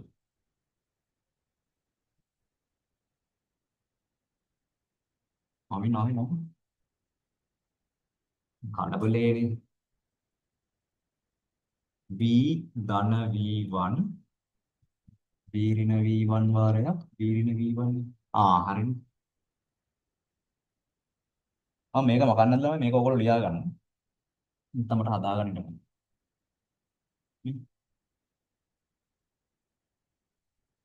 ඍණ f0 හොඳට බලා ගන්න. සුළු කිරීම v ඍණ v1 එක් කරන්නේ කොහොමද? මෙයාවත් එනම් v ඍණ v1 උඩයි v ඍණ v1 යටයි වැඩි කරනවා. එතකොට v ධන v1 වාරයක් f0 ඍණ v ඍණ v1 වාරයක් f0 v ඍණ v1 මෙතන මොකද්ද? f0 මං එළියට ගන්නවා. ඉතුරු වෙන්නේ v ධන v1 මේ ඍණ එකෙන් මේ දෙන්නම වැඩි වෙන්න ඕනේ. ඍණ v ඍණ වරක් ඍණ ධන v1 ඔය තියෙන්නේ දැන් ගොඩ. ඔන්න දැන් ධන v ට ඍණ v කැපිලා ගියා. එතකොට v1 ධන v1 කියන්නේ දෙකක් v1 බෙදීම දෙකක් v1 වාරයක් f0 බෙදීම v ඍණ v1 තමයි f double dash. sorry f double dash නෙවෙයි මේ මොකද්ද? beat frequency නුගසුම් සංඛ්‍යාතය. right දාගන්න. බලන්න මෙන්න මේ උදාහරණය. මේ වගේ ගණන් වෙනවා. මෙන්න රුධිර මොකද්ද අපි කියන්නේ මේ රුධිර වාහිනියක්. හරිද? blood vessel එකක්. මේ තියෙන්නේ ඒක ඇතුලේ යන රුධිර සෛල. රුධිර සෛලයක ප්‍රවේගය v නම් මම ඒක v not කියලා ගන්නම්. v not නම් හරිද? ගැජමැටික් එකක් හදලායි තියෙන්නේ. මොකක් කරන්නද? මොකක් හරි කිරණ જાතියක් මෙව නිකුත් කරලා මෙන්න මෙයා රුධිර සෛලයක් රුධිර නාලයක් ඇතුළේ යන ප්‍රවේගය ගණනය කරන්න. හරිද? ප්‍රවේගය ගණනය කරන්න. මේක ඇල කරලා තියෙන කෝණේ තීටා කියලා දීලා තියෙනවා. එහෙනම් ඉතින් අර F අකුරේ මොකක්ද ළමයි F අකුරේ හැඩේ තියෙන කෝණ corresponding angles කියලා කියන්නේ අපි. පද දෙකට කියන්නේ මට සිංගල් නම් මතකත් නෑ ළමයි. හරිද? ඔය F අකුර වගේ මෙන්න මේ කෝණ මෙහෙම කෝණයක් තිබ්බොත් ඒ කෝණය මෙතන තියෙන කියලා දන්නවනම් තව ඔය වගේ මොනවද තියෙන්නේ? ලයිට් ඇන්ගල්ස් තියෙනවා ඒකාන්තර කෝණ. මේක මෙයා තීටා නම් මෙයා 180 වෙන තීටා කියලා එකක් තියෙනවා. Light angles. හරි. ඔය මැත්ස් ඉතින් මම කියලා දෙන්න ඕනේ නැහැ. O level maths. O level ද 8 වසරද මන් දාන්නේ. හරිද? right. දැන් ඉතින් මේකෙන් මොකද්ද කරන්න තියෙන්නේ? ඔයාගෙන් අහයි ඒකෙත් අහුව කියන්නකෝ මේ නුගසුම් සංඛ්‍යාතය. දැන් මේ ලේසර් එකක් කියලා හිතන්න. හරිද? මම කියවනේ ආලෝකයටත් පුළුවන් කියලා ඩොප්ලාචරණය දාන්න. ශබ්දේ විතරක් නෙමෙයි. ලේසර් එකක් කියලා හිතන්නකෝ. එතකොට මෙයා එක තැන තියන් ඉන්නේ. හරිද? මෙයා එක තැන තියන් ඉන්නේ. මෙයා හැබැයි යනවා මෙහෙම මේ යම්කිසි ප්‍රවේගකින් යනවා. එහෙනම් අනිවාර්යෙන් මෙතනත් ඩොප්ලර් shift එකක් වෙනවා. මෙයාගේ වැදිලා ආයි එන්න ඕනේ. මේ තරංගය මෙයාගේ මෙහෙම ගිහිල්ලා වැදිලා ආයි මෙයාගෙන් මෙහෙම එන්න ඕනේ. හරිද? මේ අවස්ථාවේදී මෙන්න ප්‍රභවය සෝස් එක මෙන්න නිරීක්ෂකයා. මේ අවස්ථාවේදී මෙන්න ප්‍රභවය මෙන්න නිරීක්ෂකයා. ඔයගොල්ලෝ තම දාගන්න මේ අවස්ථාවේ ප්‍රභවය නිරීක්ෂකයා මේ පරාවර්තනයලා යන එකේ මෙයා තමයි ප්‍රභවය මෙයා තමයි නිරීක්ෂකයා. එතකොට මේ අවස්ථාව 1 මේ අවස්ථාව 2 කියලා ගත්තොත් එක අවස්ථාවට අපි දාමු.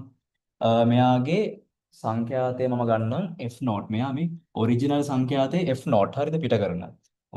පිට කරන ඔරිජිනල් සංඛ්‍යාතයේ f0 ඊට පස්සේ මෙයාට දැනෙන සංඛ්‍යාතයේ f dash ඊට පස්සේ මෙයාගේ දැන් මෙතනට ඇවිල්ලා ඒ කියන්නේ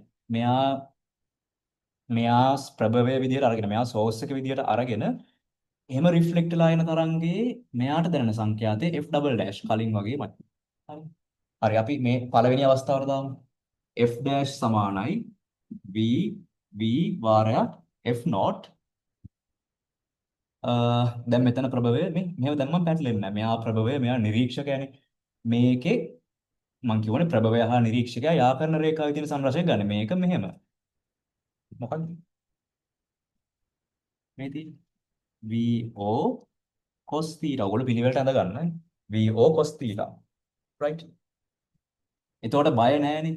දැන් මේ අවස්ථාවේදී මෙයා නිරීක්ෂකයනේ. නිරීක්ෂකයා බය නැහැ. එහෙනම් උඩ පදේ ධන. VO cos theta. හරි නේද?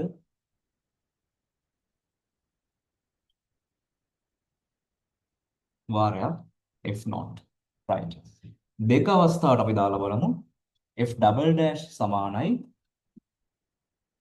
මේ දැන් මෙයා ප්‍රභවය පටලව ගන්න එපා. දැන් ප්‍රභවය තමයි චලනය වෙන්නේ. ප්‍රභවය නිරීක්ෂකයා පැත්තට යන සිද්ධියක් තමයි තියෙන්නේ. ප්‍රභවය නිරීක්ෂකයා පැත්තට යනවා කියන්නේ ප්‍රභවය බය නැහැ. නේද? ප්‍රභවය බය නැහැ. එහෙනම් අ ප්‍රභවය නිර්භීතයි. ඒ නිසා ධන ඉෆෙක්ට් එකක් වෙන්න ඕනේ නම් යටපදය අඩු විය යුතුයි. V0 cos θ වාරයක් F0. sorry F0 ලු මේ F dash සිට යන්නේ F dash. දැන් මොකෝ කරන්නේ? F dash ට මේක ආදේශ කරන්න. F double dash සමානයි V B ඍණ VO cos θ වාරයක් F dash වෙනුවට මම දානවා මෙන්න මෙයා. V ධන VO cos θ බෙදීම V වාරයක් F0. මෙයාට මෙයා කැපිලා යනවා.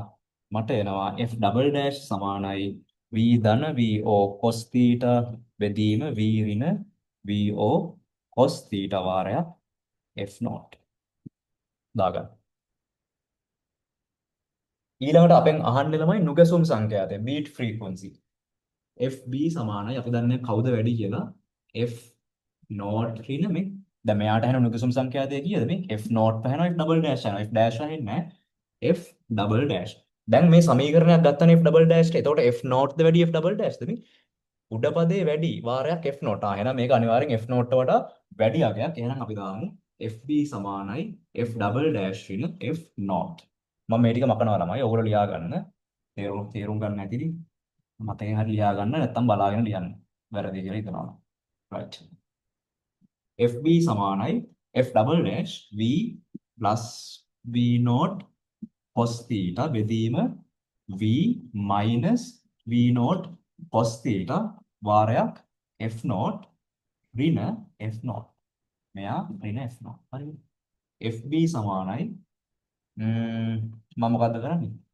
F not ගේ උඩයි යටයි දෙකම V ඍණ V not cos theta ගෙන් වැඩි කරනවා. එතකොට V ඍණ V not cos theta F ඒකල මම F not එළියට ගන්නවා. V ධන V not cos theta ඍණ කැපලේද? මෙන්න මේකයි කරන්නේ. F not වෙනුවට V ඍණ V not cos theta V ඍණ V not cos theta මෙම උඩට යටටයි දානවා වාරයක් F not. හරිනේ? එතකොට ඍණ වරක් මෙන්න මේ දෙක වැඩි වෙනවා. එතකොට ඍණ V ඍණ වරක් ඍණ ධන V not cos theta. ඔය තියෙන දැන් කැපලෙන්න සමානයි V ඍණ V not cos theta මොකද්ද වෙන්නේ?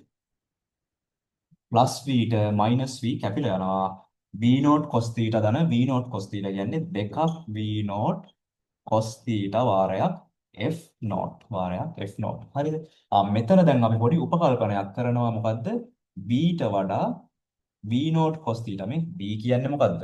දැන් මෙතන ආලෝක තරංග නම් යන්නේ ආලෝකයේ sorry වාතයේදී ආලෝකයේ ප්‍රවේගය. දැන් රික්තකයේදී ආලෝකයේ ප්‍රවේගය. දැන් මෙතන වාතයේදී එතකොට v ට වඩා ඔය v not කියන්නේ මෙයා යන ප්‍රවේගයෙන් ළමයි. ඔය v not cos theta කියන එක ගොඩක් උඩයි.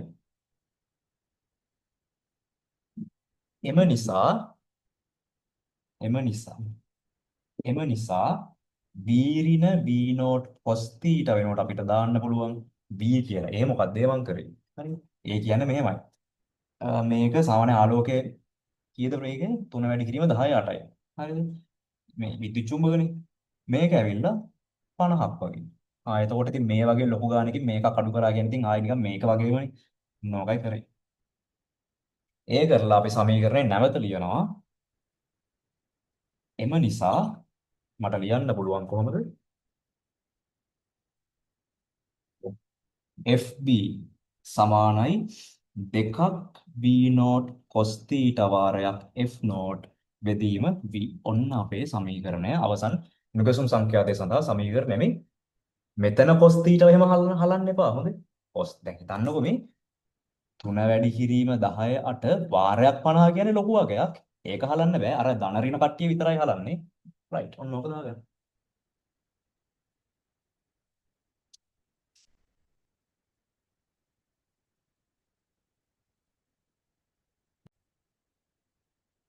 ඒක ඉවර කට්ටිය මාතෘකාව දාගන්න.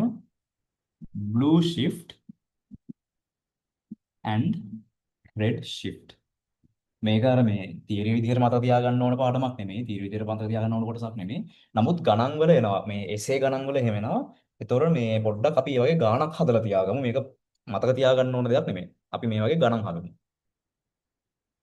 එතකොට මෙන්න මේ පොයින්ට් ටික ලියා ගන්න. තරුවක් පෘථුවිය දෙසට එන විට when a star travel towards the earth නැත්නම් comes towards the earth කමා පෘථුවිය වැඩි සංඛ්‍යාතයක් නිරීක්ෂණය කරයි. ඉතින් ඇම්බියුලන්ස් එකක් වුණත් ඔයාගේ පැත්තට යනවා වැඩි සංඛ්‍යාතයක් ලැබෙයි. The earth experiences a higher frequency.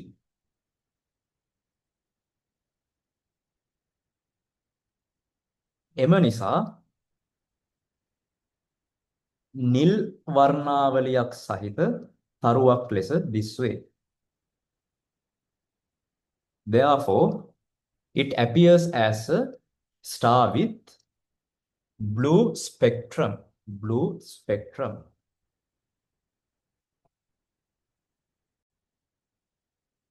හරිනේ. මෙන්න earth එක මෙන්න ස්ටාර් එක ස්ටාර් එකෙන් ඔන්න ආලෝකය දෙන සන් කියලා හිතයි දන්නේ ස්ටාර් එකක් හරිනේ ස්ටාර් එකෙන් ඔන්න ආලෝකය දෙන ගමන් පෘථුවිය පැත්තට මෙයා ආවොත් V V කියලා ප්‍රවේගයෙන් V1 කියලා ගමු පෘථුවිය පැත්තට ආවොත් මේක නිල් තරුවක් වගේ තමයි පේන්නේ එහෙනම් ඔගේ අනිත් පැත්ත මොකද්ද ඇයි ඒ නිල් පාටට පේන්නේ විබ්ජියෝනේ සිංහල මොකද්ද? රතු තැඹිලි කඩන කොල්ලා රන් තැඹිලි නේ රන් තැඹිලි කඩන කොල්ලා නිල් ඉරක් දකි. රතු තැඹිලි කහ කොළ නිල් ඉන්ඩිගෝ දම්. එතකොට සංඛ්‍යාතය වැඩි මොන පැත්තටද? යටට යන්නේ. යටට යන සංඛ්‍යාතය වැඩි. ඒතකොට නිල් වල සංඛ්‍යාතය වැඩි. රතු වල සංඛ්‍යාතය අඩුයි. මෙයා මේ පැත්තට යද්දි රතු තරුවක් වගේ තමයි පේන්නේ. B1. ලියා ගන්න. පෘථුවියෙන් ඉවතට ගමන් කරන තරු කමා පෘථුවිය විසින් අඩු සංඛ්‍යාතයක් සහිත තරු ලෙස හඳුනා ගනී. මෙය රතු වර්ණාවලියක් ඇති තරුවක් ලෙස දිස්වේ. The stars going away from the earth identified by the earth as uh, identified by the earth with a lower frequency or with a lower frequency. As a lower frequency, as a star having lower frequency. This is known as redshift. ඊළඟට අපේ ඔය තරුව කියන එක මෙහෙම වුණොත් නේ බලන්න. මෙන්න පෘථුවිය ඔය තරුව මෙහෙම මේ පැත්තට කැරකෙනවා. මේ මොන පැත්තද? ඔරලෝසුව කටු කැරකෙන පැත්තනේ. නෑ කටු කැරකෙන පැත්ත නෙමෙයි අනිත් පැත්ත. මොකක්ද එහෙනම් ඇන්ටි ක්ලොක්වයිස් නේ. ඇන්ටි ක්ලොක්වයිස් පැත්තට කැරකෙනවා. වාමාවර්ත පැත්තට කැරකෙනවා. එතකොට මම කියන්නකෝ මෙහෙම මේක තරුව නිකන් රවුමක් විදිහට ගන්න. එතකොට ලේසියි. ඔන්න ස්ටාර් එක මෙහෙම V0 V0 ඔන්නම තමයි කැරකෙන්නේ. හරිද? මේ අවස්ථාවේ බලන්න. මෙයාගේ සංඛ්‍යාතය මම F0 කියලා ගන්නම් සත්‍ය සංඛ්‍යාතය. මේ අවස්ථාවේදී පෘථුවියට පේන සංඛ්‍යාතය මොකද්ද? මම මේ පොයින්ට් එක A කියලා ගන්නවා. A කියන පොයින්ට් එකෙන් පෘථුවියට පේන සංඛ්‍යාතය බලමු. F1 කියලා ගන්නවා. F1 සමානයි V V මෙන්න ප්‍රභවය පෘථුවිය දෙසට එනවා වගේ නේ. මේ අවස්ථාවේදී ප්‍රභවය පෘථුවිය දෙසට එනවා වගේ ප්‍රභවය එහෙනම් නිර්භීතයි. ඒ කියන්නේ යටපදේ අඩු වෙන්නයි ඕනේ. V0 වාරයක් F0. B කියන පොයින්ට් එක සලකන්න. බලමු අපි B කියන පොයින්ට් එකෙන් පෘථිවියට මොකද්ද පේන්නේ කියලා. එතකොට මම ඒක F2 කියලා ගන්නවා. F2 සමානයි ප්‍රභවය නිකන් ඉවතට යනවා වගේනේ. ප්‍රභවය පෘථිවියෙන් පැනලා යනවා වගේ. ඔව්. එතකොට V V F0 දැන් ඔන්න පෘථිවිය නිරීක්ෂණය කරන්නේ මේ අවස්ථාවේදී ප්‍රභවය බයකුල්ලෙන්නේ. එහෙනම් යටපදේ අඩු විය යුතුයි. මෙන්න මේක. එතකොට මොකද්ද ළමයි මෙතන වෙන්නේ? වැඩි සංඛ්‍යාතයකදී මේක වැඩිනේ. උඩ පදේ වැඩි, යට පදේ අඩුයි. වැඩි සංඛ්‍යාතයක් ඒ කියන්නේ නිල් පාටට පේනවා. ඒ කියන අවස්ථාවේදී මේක අඩු සංඛ්‍යාතයක්. ඒ කියන්නේ මොකද්ද? අඩු සංඛ්‍යාතයක් කියන්නේ ඔව්නේ. අඩු සංඛ්‍යාතයක්. එහෙනම් මේ අවස්ථාවේදී රතු පාටට පේනවා. රෙඩ් කලර් එකෙන් පේනවා. ඔන්න වගේ ඕක මෙන්න නිකන් තේරුණා නම් ඇති ගණන් වලට එහෙම ඔය හැමදේම එක්ස්ප්ලেইন කරලා. ඉසේ ගානක නිකන් එකපාරට මේක ගන්න දුන්න බය වෙන්න පුළුවන් නේ. ඒ ගානේ ඡේදයක් දීලා මේ කතන්දර එක්ස්ප්ලেইন කරයි ඔයාලට. ඊට පස්සේ මේ ඩොප්ලර් ආචරණය දාන්න වෙයි. ඩොප්ලර් ආචරණය කියන්නේ මේ වල තමයි. හරි. බය වෙන්න දෙයක් නැහැ. හොඳේ. කරන්නයි තියෙන්නේ. ඊළඟට ඩොප්ලර් ආචරණයේ අවසන් කොටස ඩොප්ලර් ආචරණයට සුළඟේ බලපෑම. effect of wind on Doppler effect. ඒක නම් ලේසියි හොඳේ. මෙන්න මෙන්න source එක. එයා F naught කියන සංඛ්‍යාතයක් දෙන ගමන් v r කියන ප්‍රවේගයෙන් නිකන් ඉන්න නිරීක්ෂකයෙක් දෙසට යනවා. v නී බිඳුවයි. හරි. ඕක වෙනවා මදිවට මෙන්න එනවා කවුද? හුළඟ. v කියලා මම දාන්නම්.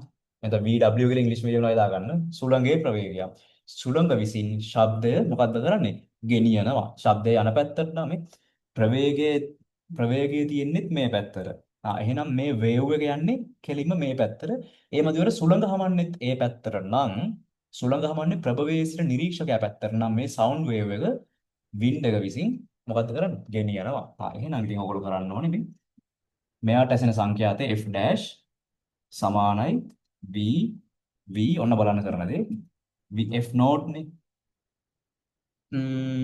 මුලින්ම අපි දන්න එක කරගෙන ඉමු ප්‍රභවය නිරීක්ෂකයා පැත්තට යනවා ඒ කියන්නේ ප්‍රභවය නිර්භීතයි ඒ කියන්නේ යටපදේ ඍණ v ප්‍ර වෙන්න ඕනේ එතකොට මේ වෙන්නේ දැන් සුළඟේ ප්‍රවේගයක් වෙනවා මේ අවස්ථාවේදී වාතයේ ධ්වනි ප්‍රවේගය වැඩි වෙනවා v සුළඟ කියන එක උඩටයි යටටයි දෙකටම එකතු කර යුතුයි දැක්කද ඕකේ අනිත් පැත්ත බලමු